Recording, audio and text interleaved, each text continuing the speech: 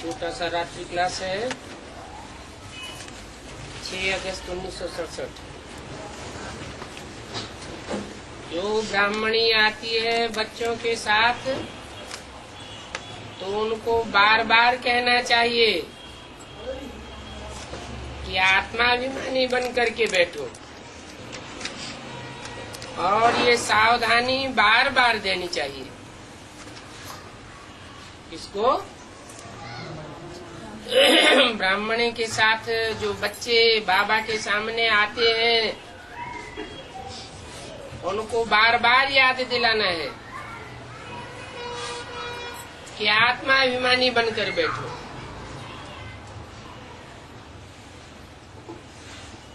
आत्मा बन करके बैठेंगे, रूह बन करके बैठेंगे तो रूहानी बाप से पढ़ाई पढ़ेंगे। रूहानी बाप के रूहानी बच्चे बने बगैर कोई प्राप्ति होने वाली नहीं है। भक्ति मार्ग में तीर्थों पर जाते हैं तो कहते हैं कि सावधान, खबरदार।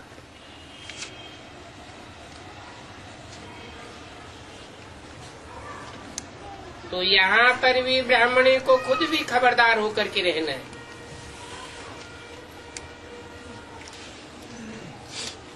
और औरों को भी खबरदार करना है, नहीं तो देभान में रहने से माया के चंबे में आ जाएंगे। तुम बच्चे जानते हो कि हम आते हैं दुख धाम से सुख धाम में जाने के लिए।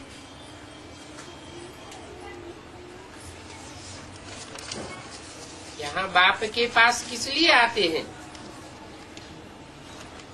दुखधाम में है और दुखधाम से सुखधाम में ट्रांसफर होने के लिए आते हैं। यहाँ इस याद में ही रहने से कमाई होती जाएगी। कौन सी याद में? कि मैं आत्मा परम पिता परमात्मा बाप का रूहानी बच्चा हूँ। जितना याद करेंगे उतना ही फायदा है। और कहीं पर भी कमाई हो नहीं सकती है। यहाँ पर बैठे हैं, सिर्फ बैठे हैं आत्म की स्थिति में तो भी कमाई है।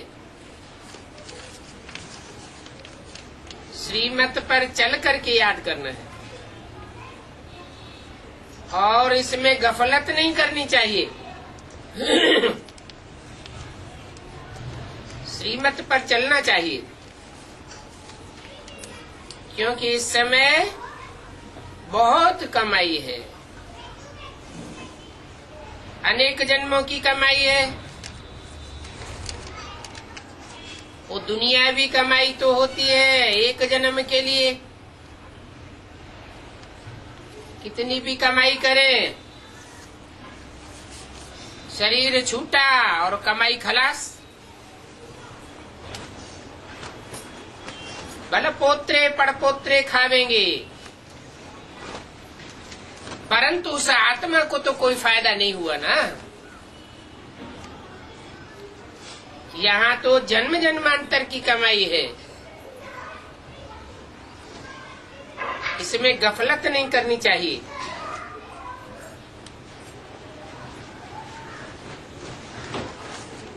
वो लौकिक बाप होते हैं जन्म जन्मांतर,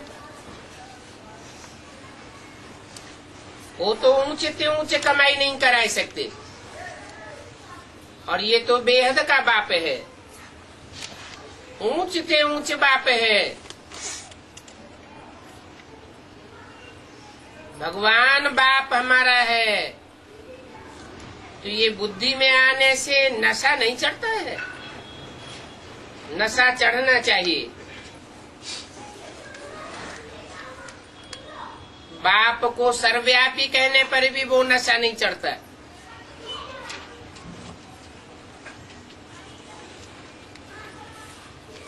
क्यों नहीं चढ़ता? क्योंकि बुद्धि एकाग्र हो नहीं सकती। सर्वव्यापी कहेंगे, समझेंगे तो बुद्धि भी कर जाती है। अभी तुम बच्चों को समझाया जाता है कि भगवान एक बाप ही है।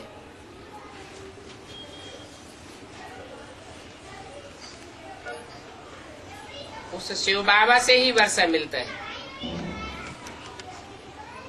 बाप आते हैं तो तुम सभी आत्माएं ऊपर से नीचे उतर आती हो।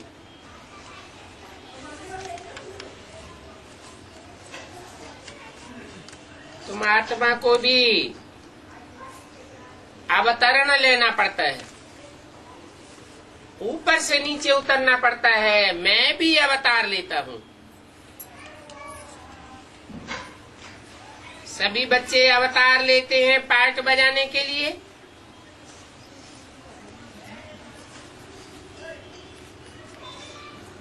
परंतु भगवान का अवतार तो एक ही बार गाया हुआ है। आजकल तो बहुत भगवान हो गए हैं, कितने अवतार ही अवतार हैं। यहाँ पर तो कहा जाता है कि शिव बाबा आते हैं। वो ज्योति जरूर है,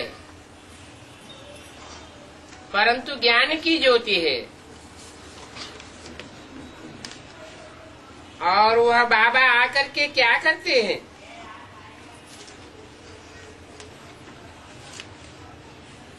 परम ज्योति है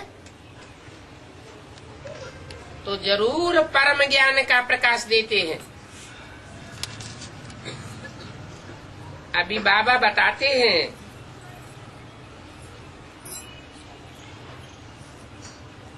बच्चे समझते हैं कि बाबा अब भारत को आकर के वर्षा देते हैं, खास भारत को और आम सारी दुनिया को वर्षा देते हैं। शिव बाबा का जन्म तो भारत में ही हुआ। ज्ञान सागर बाप है तो जरूर ज्ञान ही सुनाएगा।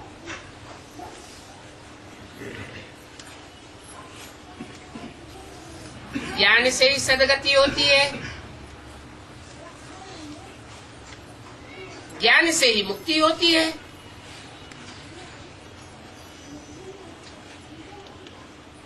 ज्ञान भी तब मिलता है पक्का जब इस दुनिया से वैराग आता है। पक्का पक्का वैराग आता है तो पक्का पक्का ज्ञान आता है।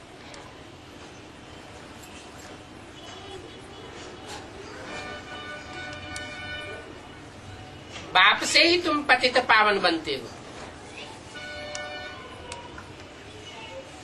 बाप आकर तुमको ज्ञान सुनाते हैं, पहचान देते हैं कि तुम कौन हो और तुम्हारा बाप कौन है, जिससे जन्म जन्मांतर की प्राप्ति होती है।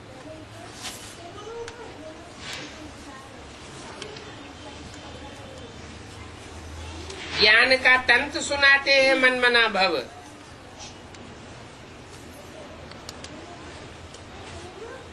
मेरे मन में समा जा।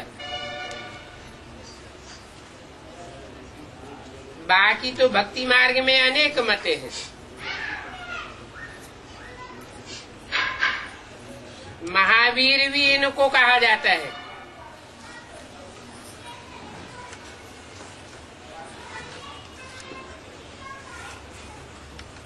हिंदुओं में महावीर हनुमान को कहते हैं। जैनियों में तीर्थंकर भगवान को महावीर कहते हैं। अब है तो एक ही बात। महावीर का मंदिर भी है,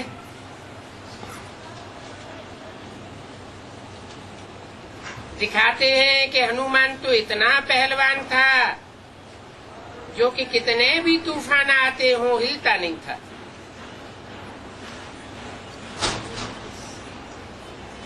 तुम बच्चे भी महावीर हो, तुम देवी देवताएं बनते हो। देवी देवता बनते हो तो तुम्हारी पूजा होती है। देवरूप की भी पूजा होती है और तुम्हारे आत्मिक स्वरूप की भी पूजा होती है।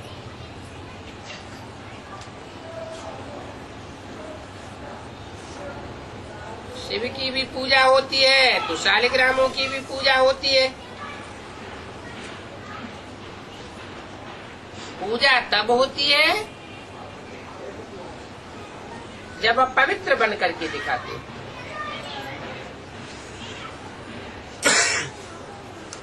पूजा का आधार पवित्रता है।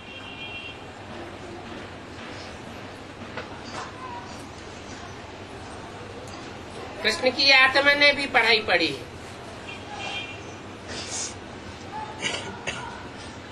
बहुत जन्मों के अंत में वो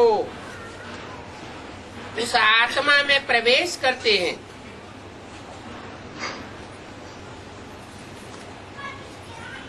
परमपिता परमात्मा जिसमें प्रवेश करते हैं उनका नाम ब्रह्मा रख देते हैं। और ब्रह्मा तो अनेकों के नाम है।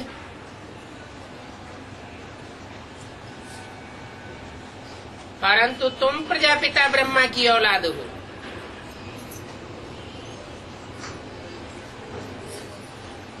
तुम बच्चों को भी महावीर बन करके जीत पानी है। तो ऐसे कोई महान वीरता के कार्य करके दिखाना है जो दुनिया वालों ने 63 जन्म में भी करके न दिखाया हो।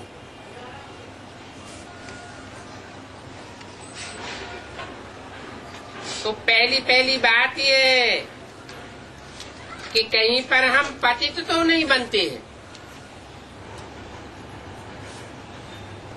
हमारी दृष्टि पतित तो नहीं बनती है।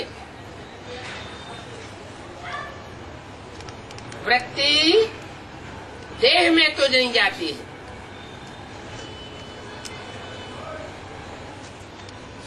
और वाचा कोई देहधारियों के जुटाव में तो नहीं जुटी हुई है। देखना है कि कर्म इंद्रियों का रुझान कहाँ जाता है।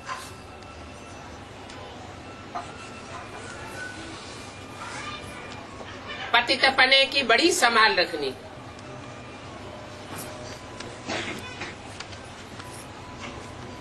बाप के घर में आते हैं, प्रतिज्ञा करके अगर पतित बनते हैं तो फिर बहुत भारी दंड पड़ जाएगा।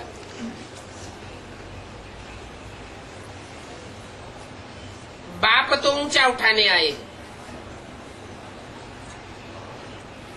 गारंटी देते हैं कि मैं तुम्हारी आत्मा और शरीर रूपी नैया दोनों का खेवैया हूँ, दोनों को पार लेकर के जाऊंगा। आत्मा को भी ऊंचा उठाते हैं, शरीर रूपी नैया को भी ऊंचा उठाते हैं। फिर भी अगर पतित बनते हैं, नीचे गिरते रहते हैं तो बहुत भारी दंड पड़ जाएगा।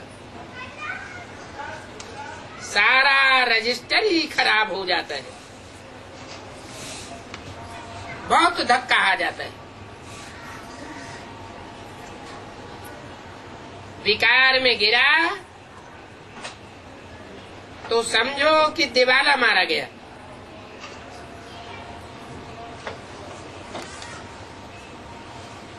जैसे दुनिया में दिवाला मारते हैं ना, तो उनकी कितनी बेइज्जती हो जाती। कोई उन पर विश्वास नहीं करते। इसलिए बहुत खबरदारी रखनी है। बाप कहते हैं अपने अंदर में देखो, अपने अंदर में तो देखो, बाप को सुनावे या न सुनावे, परंतु अगर गिरते हैं तो अपना ही दिवाला मारते हैं।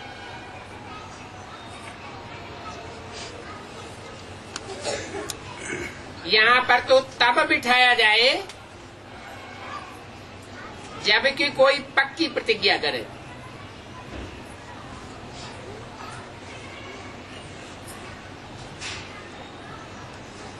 पक्की प्रतिज्ञा करते नहीं है तो माया उखाड़ देती है।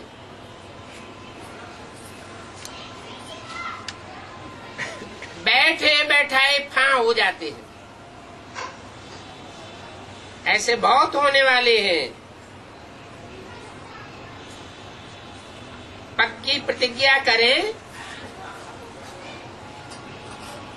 फिर अगर विकार में जाएं तो खत्म। यहाँ तो बाप बैठे हैं।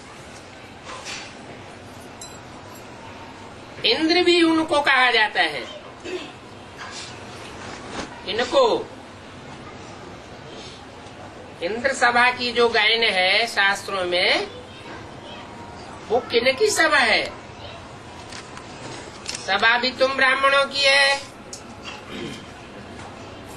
और इंद्र बाप बैठा हुआ है।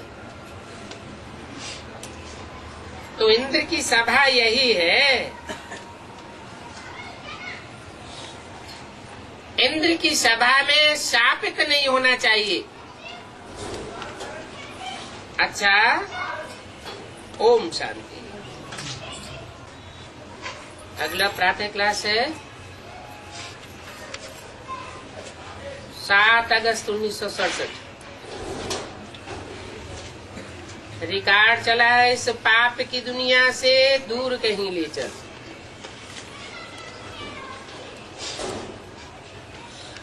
अब ये तो पढ़ाई है,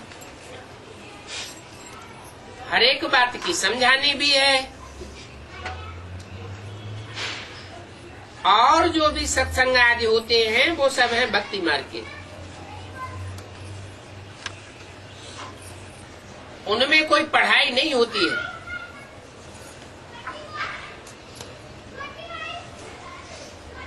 पढ़ाई पढ़ने से तो उच्च पद बनता है। भक्ति मार्ग में भक्ति करते करते बेगर बन गए।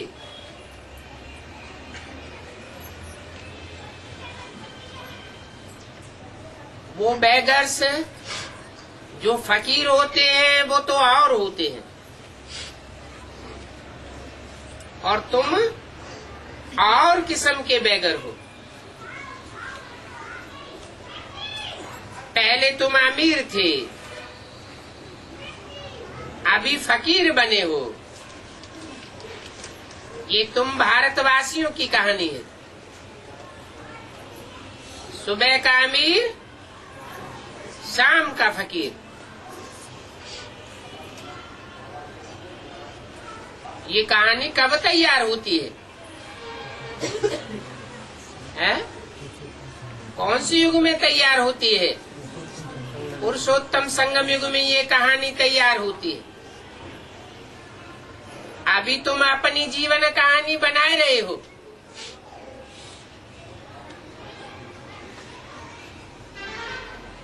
सुबह अर्थात सतयुग रूपी सवेरा। सतयुग रूपी सवेरे की शूटिंग में तुम अमीर बन जाते हो इस पढ़ाई से। फिर फकीर बन जाते हो।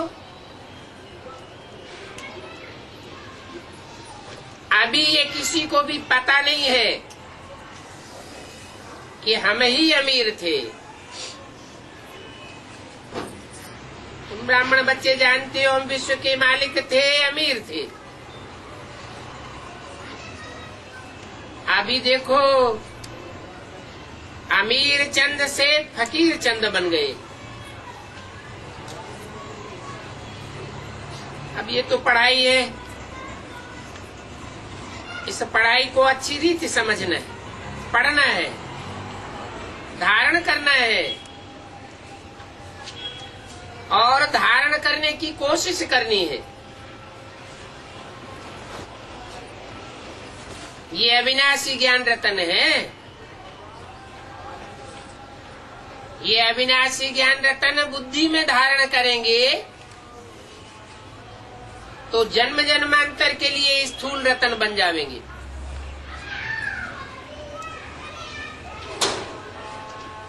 तुम्हारी आत्मा रूप बसंत बन जाएगी। आत्मा ही धारणा करती है। शरीर तो विनाशी है। ये शरीर 5 पुत्रों का, 5 तत्वों का पुतला तमो प्रधान हो गया है। उसे चोले को बदलना है, यही खलास हो जाएगा। काम की जो चीज नहीं होती है उसको जलाया जाता है। भक्ति मार्ग में तो स्थूल आग में जलाते हैं, तुम काहे में जलाते हो? योग अग्नि में जलाते हो। आत्मा तो जलती नहीं, देह भान जल जाता है। जब से रावण राज्य शुरू हुआ है तब से मनुष्य देह अभिमान में आ गए हैं। देह अभिमान में आते गए और काम क्रोध लोभ मोह अहंकार बढ़ते गए।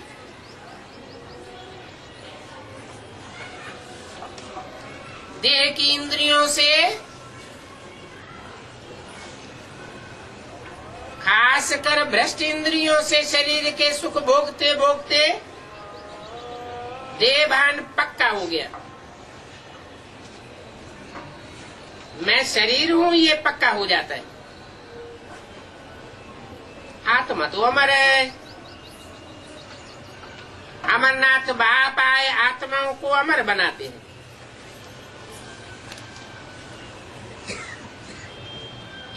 कैसे अमर बनाते हैं?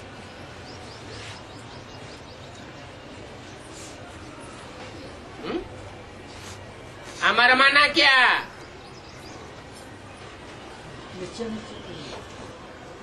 पहले तो बेहद का अमर बनाते हैं।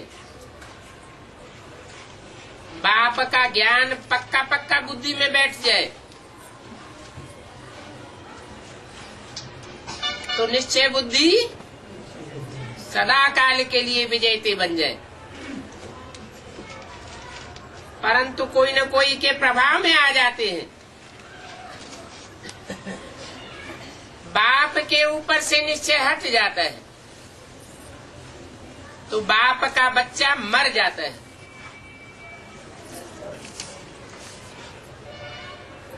बाप फिर संजीवनी बूटी सुंघाते हैं। कोई तो सालिम बुद्धि बन जाते। वहां सतयुग में तो अपने समय पर अपनी मर्जी से एक शरीर छोड़ेंगे और दूसरा शरीर लेंगे। वो प्रैक्टिस तुम यहाँ करते हो, संस्कार यहाँ बढ़ते हो, क्योंकि आत्मा मालिक बन जाती है।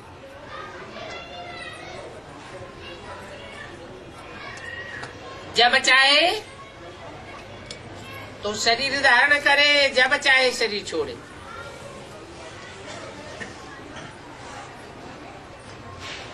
वहां शरीर की आयु भी बड़ी होती है क्योंकि आत्मा एकाग्र पावरफुल हो जाती है।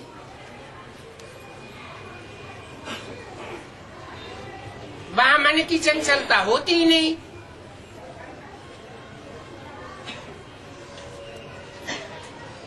सर्प का भी मिसाल है, ये भी इस समय की बात है।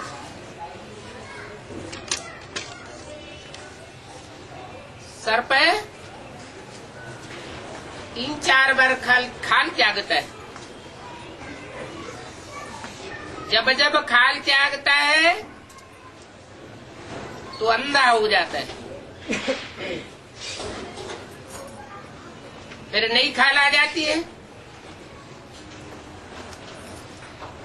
यहाँ भी माया रावण तुम्हें अंधा बनाता है।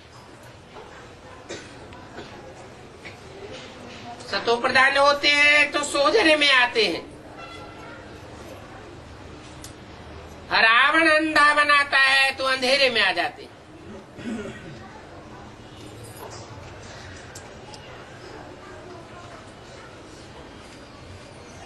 अभी तुम जानते हो ये तुम्हारे बहुत जन्मों के अंत के जन्म की पुरानी खल है।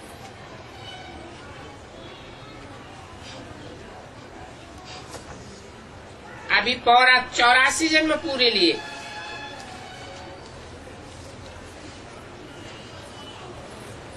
कोई के 60-70 जन्म भी होते हैं,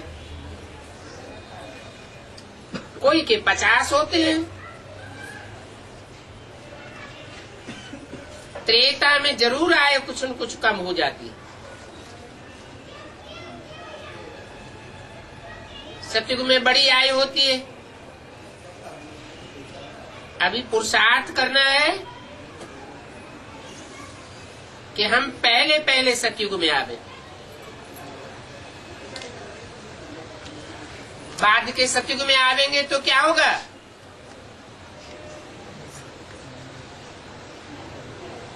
आत्मा कमजोर पड़ जाएगी, 2 कलाएं कम हो जाएंगी। कमजोर आत्मा द्वैतवादी द्वापर युग में आने मात्र से ही दूसरों के प्रभाव में आ जाएगी, कन्वर्ट हो जाएगी। तो पढ़ाई पूरी पढ़नी चाहिए, पक्का पक्का निश्चय बुद्धि बनना चाहिए, जो हमारे ऊपर कोई का प्रभाव न पड़े।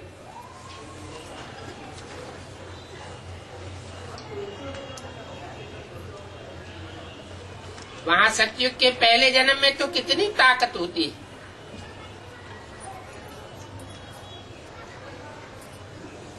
अकाले मृत्यु हो ही नहीं सकती। काल हमको खा नहीं सकता। सारी दुनिया को काल खा जाएगा, लेकिन तुम कालों का काल महाकाल के बच्चे बनते हो। तुमको काल खा नहीं सकता।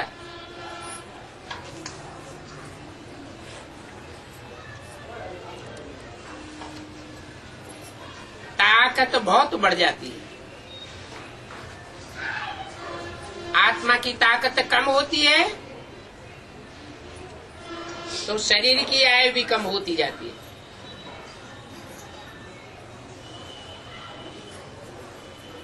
अभी जैसे बाप सर्वशक्तिवान है,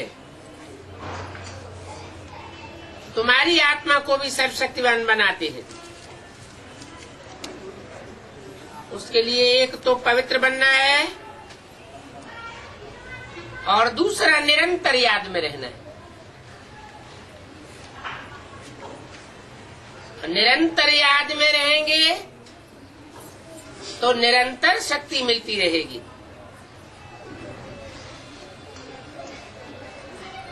बाप से शक्ति का वर्षा तुम लेते हो, जो पापात्मा बनते हैं। बाप का बच्चा बनने पर भी पापात्मा बनते हैं तो शक्ति ले न सके। पुण्यात्मा बनते हैं तो शक्ति मिलती है। तो ये ख्याल करना चाहिए। हमारी आत्मा सतो प्रधान थी, अपने लिए और दूसरों के लिए भी सदैव शुभ भावना रखनी चाहिए, शुभ संकल्प करना चाहिए। ऐसे नहीं कि सब थोड़े ही सतो प्रधान बनेंगे। ऐसा नेगेटिव संकल्प क्यों आना चाहिए? बुद्धि में आना चाहिए। हमारे जो भी संबंध संपर्क में आवे सबको सतो प्रधान बनना है।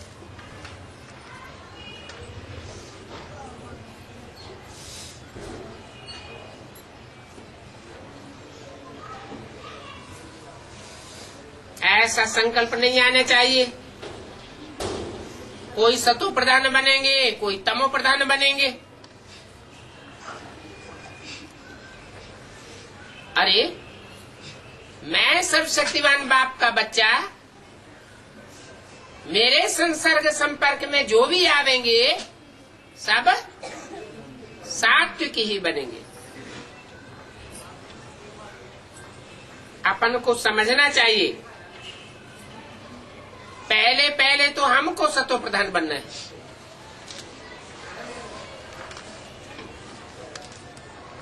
जितना निश्चय बुद्धि होंगे उतना सतो प्रधान बनेंगे।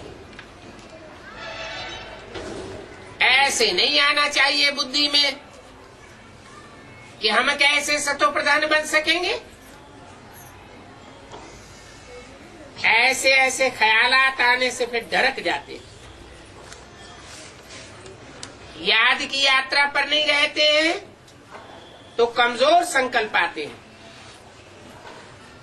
जितना हो सके अच्छा पुरुषार्थ करना चाहिए। अपन को आत्मा समझ सतो प्रधान बनना है।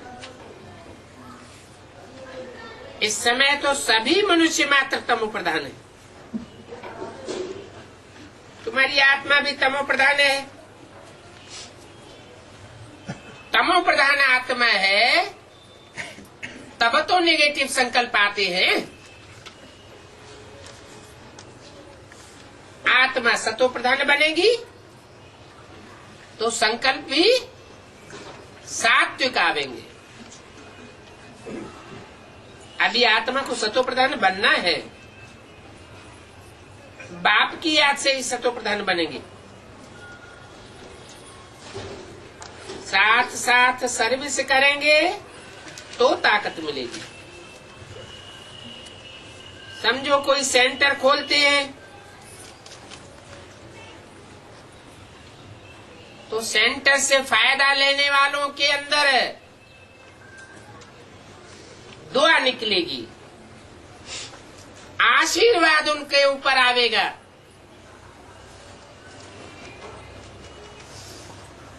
मनुष्य धर्मशाला आदि बनाते हैं कि मनुष्य आवे और विश्राम पावे।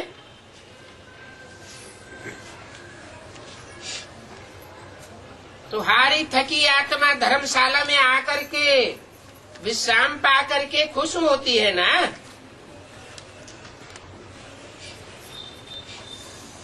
रहने वालों को फहरत मिलती है।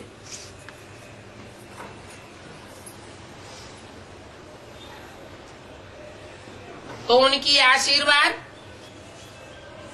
धर्मशाला बनाने वालों को भी मिलती है।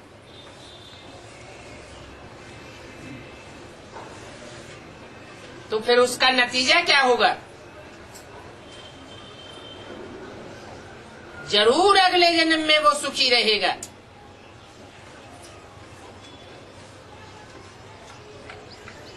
मकानात अच्छे अच्छे मिलेंगे, मकान का सुख मिलेगा। फिर ऐसे नहीं है कि कब बीमार नहीं पड़ेगा। हाँ, सिर्फ मकान अच्छा मिलेगा। हॉस्पिटल खोला होगा तो अगले जन्म में तंदुरुस्ती अच्छी मिलेगी। परंतु वो तो हद की बात है। हद का हॉस्पिटल, हद की धर्मशाला है, और यहाँ तो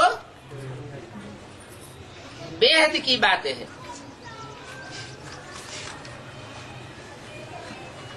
ये तो हॉस्पिटल कम यूनिवर्सिटी है।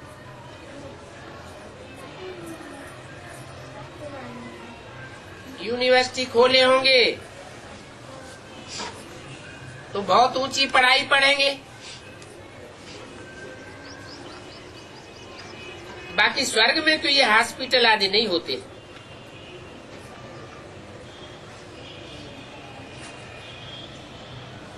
यहाँ तो तुम पुरुषार्थ से 21 जन्मों की प्रारब्ध बनाते हो। बाकी वहाँ हॉस्पिटल, कोर्ट, पुलिस आदि कुछ भी नहीं होगा।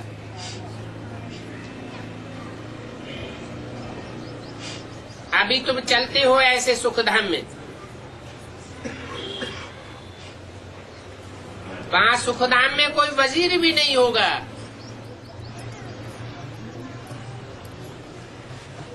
जो राजा को रास्ता बतावे। क्यों नहीं होगा? इस दुनिया में वजीरों की संख्या क्यों बढ़ती जाती है?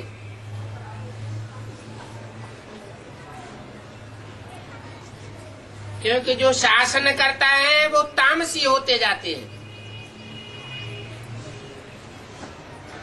भिखारी है। वहां तो राजा भी निर्विकार होते हैं और प्रजा भी निर्विकारी होती है।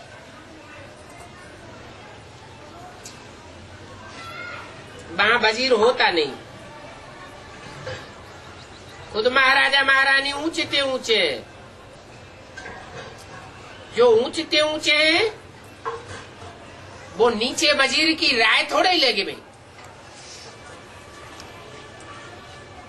राय लेने की दरकार तब होती है जब राजाएं बेवकूफ बनते हैं।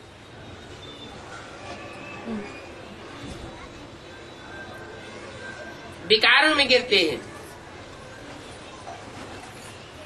रावण राज्य में तो बिल्कुल ही तुच्छ बुद्धि बेवकूफ बन जाती है।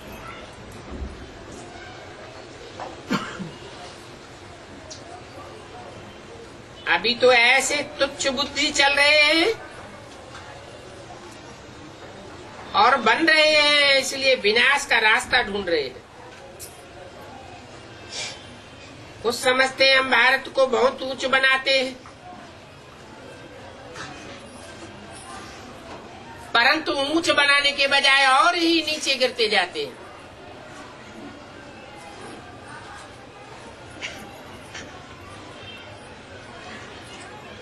अभी विनाश सामने खड़ा है।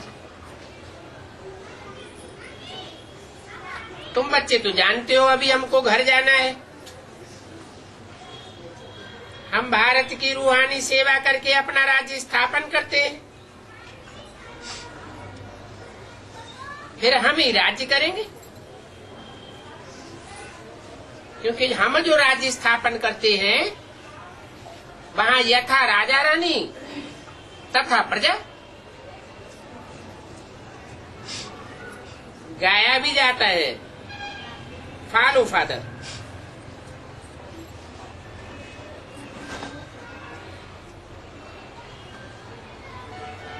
सन सोस फादर, फादर सोस सन्स। बच्चे जानते हैं शिव बाबा ब्रह्मा के तन में आए हमको पढ़ाते हैं। ऐसे ही समझाना भी है कि पढ़ाने वाला शिव बाबा है, ये दाढ़ी मूछ वाला ब्रह्मा पढ़ाने वाला नहीं है। जिनकी बुद्धि में बैठ जाता है ये ब्रह्मा पढ़ाने वाला है, उनकी बुद्धि में देवभान बैठा होता है। अपन को आत्मा समझ कर नहीं बैठते तो देहदारी याद आता है। हम कहते हैं ये ब्रह्मा भगवान या देवता नहीं है।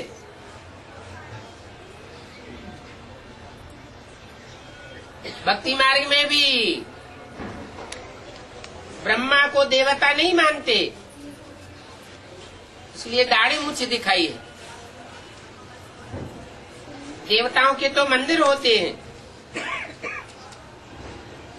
मंदिरों में मूर्ति रख करके पूजा होती है।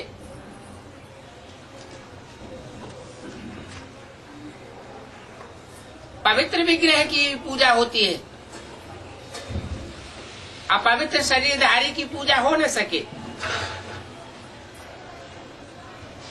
तो बुद्धि में रहना चाहिए। ये हमको ये ब्रह्मा नहीं पता बढ़ाते हैं।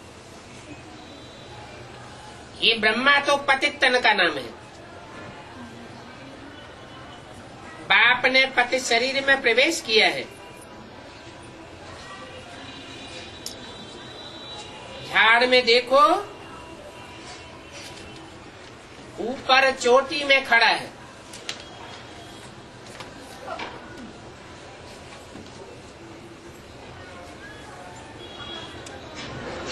फिर नीचे पावन बनने के लिए तपस्या कर रहे हैं। तपस्या करते हैं, फिर देवता बनते हैं। देवताएं कोई तपस्या नहीं करते, तुम ब्राह्मण ही तपस्या करते हो। तपस्या कोई शरीर की नहीं है कि एक टांग पर खड़ा होना है, उल्टा लटक जाना है। नहीं, अपन को आत्मा समझने की ही तपस्या है। मैं आत्मा हूं, मैं देह नहीं हूं। अभी तुम सब ब्रह्मा कुमार कुमारियां राजयोग सीख रहे हो। कितना क्लियर है। इसमें योग बहुत अच्छा चाहिए।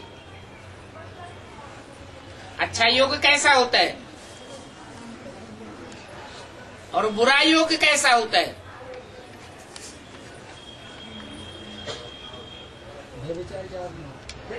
एक की याद आवेगी तो अच्छा योग,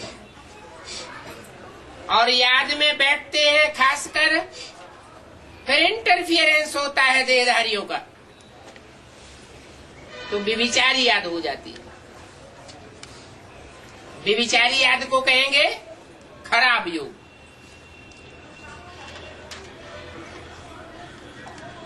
अब व्यभिचारी याद में नहीं रहेंगे तो मुरली में वो ताकत भी नहीं आवेगी। ताकत मिलती है सिर्फ एक शिव बाबा की याद से। एक शिव बाबा ही राजयोग सिखाने वाला है।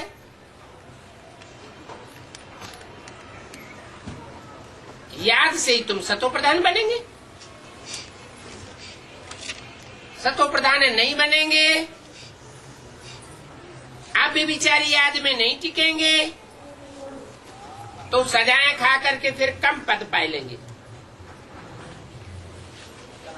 तो मूल बात है याद की। इसको भारत का प्राचीन योग कहा जाता है।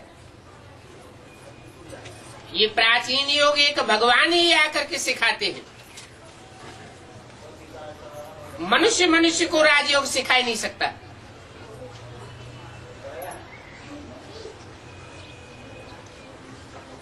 ये नॉलेज का किसको पता नहीं है। आगे ऋषि मुनि कहते आए हैं, कहते थे रचयिता और रचना के आदि मध्य अंत को हम नहीं जानते। तुम भी आगे कुछ नहीं जानते थे कि अव्वल नंबर रचयिता कौन है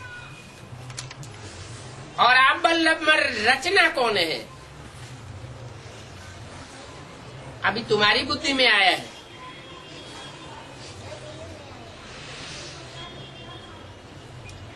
अभी क्यों आया, पहले क्यों नहीं आया है?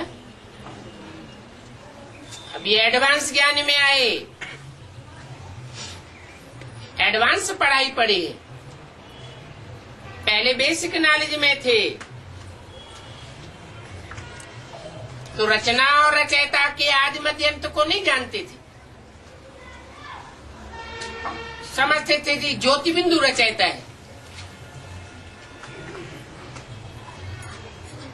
और रचयिता और रचना का संबंध साकार में होगा या निराकार में होगा? रचयिता भी साकार चाहिए और रचना भी साकार चाहिए। भक्ति मार्ग में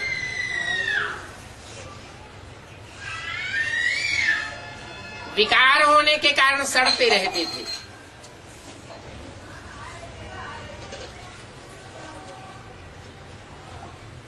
अभी तुम्हारी बुद्धि सालिम बनी है।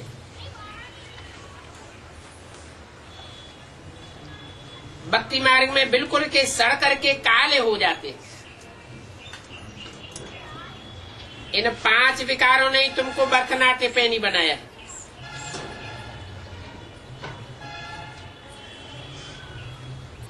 अब ये पुरानी दुनिया जलकर खत्म हो जानी है, कुछ भी रहने का नहीं है।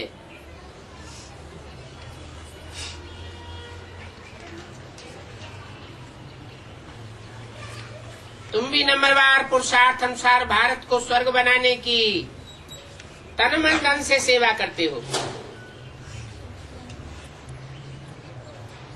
प्रदर्शनी में भी तुमसे पूछते हैं कि इतना पैसा कहाँ से आता है?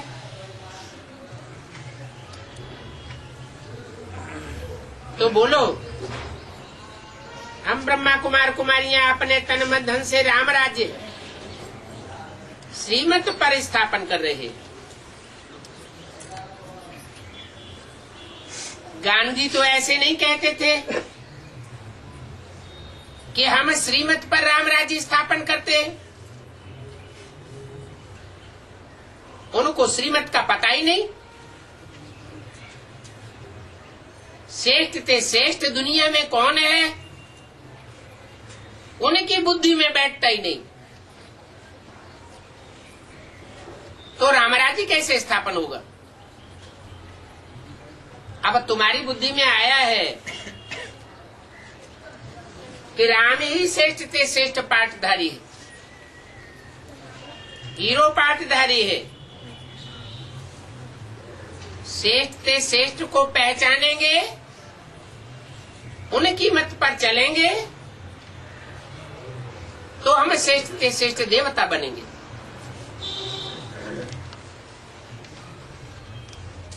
यहाँ तो इसमें श्री श्री 108 बाप बैठे।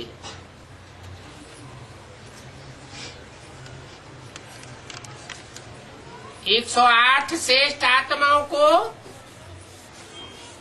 जन्म जन्मांतर का राजाई पद देते हैं। राजाएं होते हैं श्रेष्ठ, प्रजा नंबरवार होती है।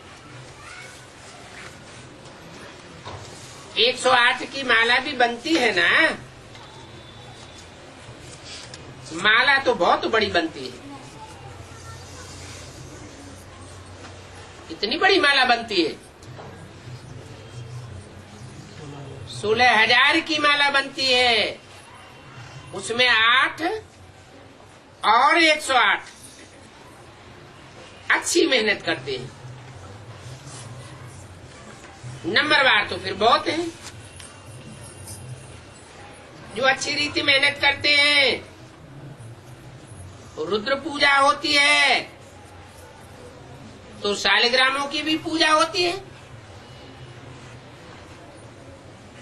जरूर उन्होंने कुछ सर्विस की है,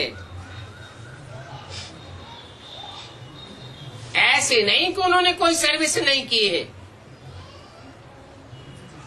सेवा की है तब तो पूजा होती है।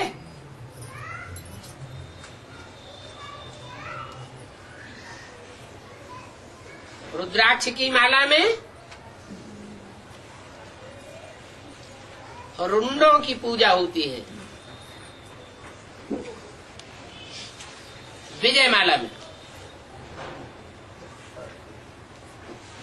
रुंड कहते हैं धड़ को और मुंड कहते हैं मुख को। जिनके मुख से पवित्र बातें निकली हैं भगवान की सुनाई हुई बातें निकली हैं, मुख में मनन चिंतन मंथन चला है, वो रुद्रमाला के मण के कहे जाते।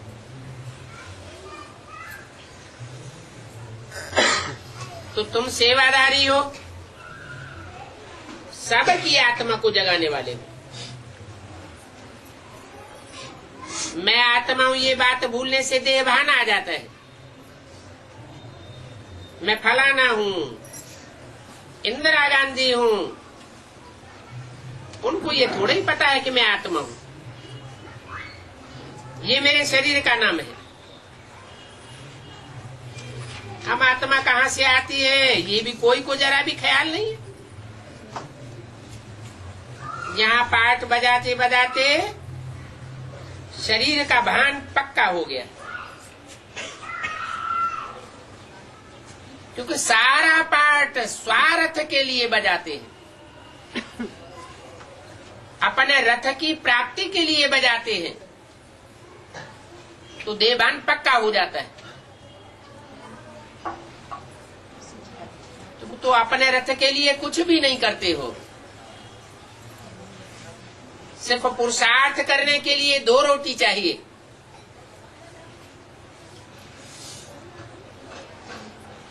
तो शरीर का भान ही खलास हो जाता है। मैं आत्मा हूं ये पक्का निश्चय बुद्धि हो जाता है। तो बाप समझाते हैं अभी गफलत छोड़ो, माया बड़ी जबरदस्त है। तुम युद्ध के मैदान में हो, माया रावण के साथ तुम्हारी युद्ध है। माया रावण भी सर्वशक्तिवान है, बाप भी सर्वशक्तिवान है। अभी तुम बाप की पाला में आए हो, बाप के सहयोगी बने हो, तो पहचान होनी चाहिए कि माया रावण का रूप कौन है। माया स्त्रीलिंग, रावण पुल्लिंग, दोनों को मिला के एक कर दिया।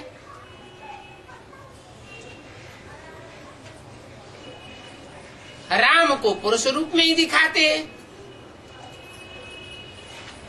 राम को भगवान समझते हैं। लड़ाई में सीता को नहीं दिखावेंगे, तो माया के साथ रावण को क्यों जोड़ा गया?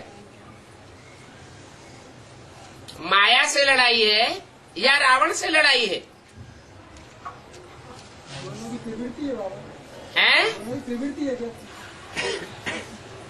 रावण राज्य में प्रवृत्ति मार्ग पक्का होता है क्या? रावण राज्य में निवृत्ति मार्ग होता है। जितने भी धर्म पिताएं आए उनमें ज्यादातर एक सिख धर्म को छोड़ के, गुरु नानक को छोड़ के, बाकी सब प्रवृत्ति मार्ग वाले आए या निवृत्ति मार्ग वाले? सब निवृत्ति मार्ग वाले। तो निवृत्ति मार्ग वाले क्या बनावेंगे? सिंगल बनावेंगे या डबल बनावेंगे? बाप तो आते हैं विजय माला बनाने,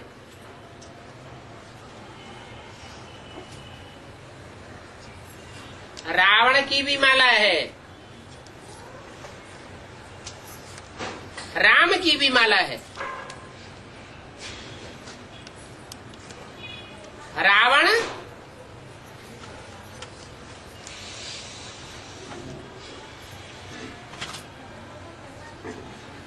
रुलाने के लिए तुम सब सीताओं को पहले अकेला बनाते हैं, फिर वार करते हैं।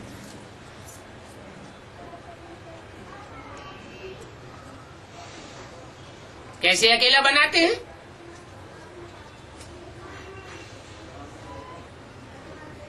तुम राम बाप को भूल जाते हो,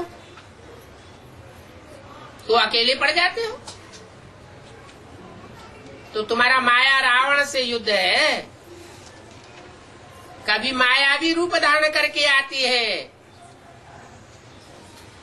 कभी पुरुष रूप धारण करके आती है, दोनों ही रूप धारण करके आती है। एक रूप नहीं है। तो तुम्हारा युद्ध का मैदान है, इसके लिए तुम आत्माभिमानी बनो। आत्मा और परमात्मा का ये मेला है।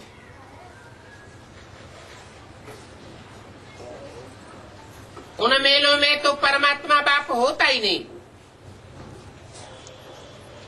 और यहां तो तुम आत्माएं भी मौजूद हो और साथ में परमात्मा बाप भी है।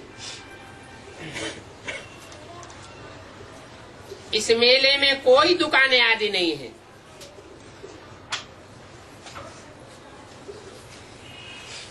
अगर कोई अपनी दुकानें निकाल करके बैठते हैं तो अंजाम क्या होगा? कोई अलग दुकान निकाल करके बैठते हैं, अलग धंधा करते हैं, तो अंजाम क्या होगा अंत में?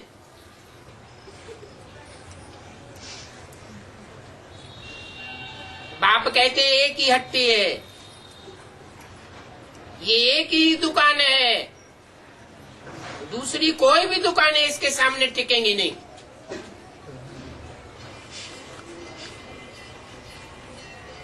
गैन है आत्मा परमात्मा अलग रहे बहुकाल।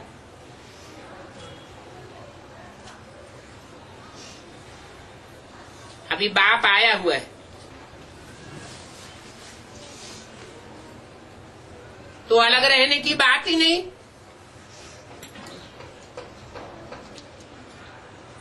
इस बात का अर्थ भी वो भक्त मार्ग के गुरु लोग नहीं जानते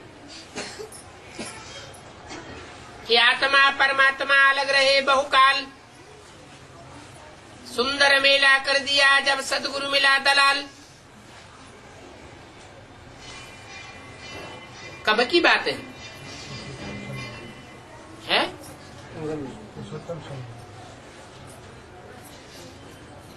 ब्रह्मा के द्वारा पाठ चला तब की पाठ।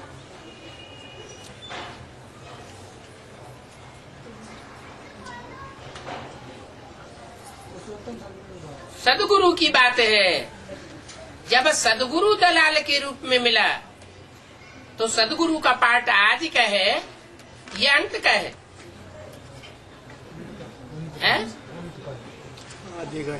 आदि का कैसे है? आदि में तो माता के रूप में प्रत्यक्ष हुआ, मध्य में टीचर के रूप में प्रत्यक्ष होता है, वो भी गुप्त पाठ बजाता है। कोई कह नहीं सकता कि ये पाठ है और कोई मानता भी नहीं। जब बाप सदगुरु के रूप में प्रत्यक्ष होते हैं तब का ये गायन है।